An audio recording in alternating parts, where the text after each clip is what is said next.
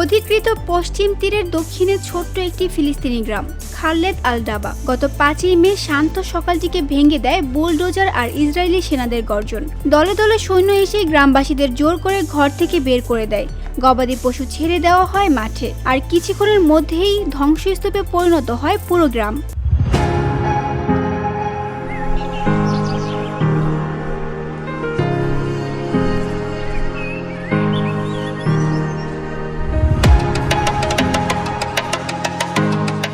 আল জাজিরার তথ্য মতে চলতি বছর এ পর্যন্ত এ ধরনের 4টি ধ্বংসযজ্ঞ চালিয়েছে ইসরায়েলি বাহিনী।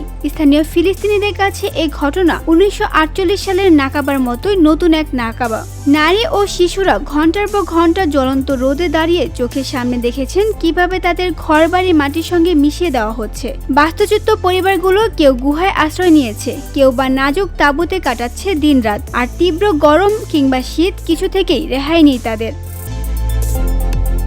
খালেদ আল ডাবা পাহাড় ঘেরা 12টি ফিলিস্তিনি গ্রামের একটি। ইসরায়েল 1980-এর দশকে এলাকাটিতে ফায়ারিং জোন 918 ঘোষণা করে সামরিক প্রশিক্ষণ অঞ্চল বানায়। এরপর থেকেই শুরু হয় স্থানীয় ফিলিস্তিনিদের উচ্ছেদ। ঘরবাড়ি বারবার গুড়িয়ে দেওয়া হয় সামরিক আদেশে। ত্রাণ সংস্থা MSF বলছে এটি জাতিগত নির্মূল নীতিরই অংশ।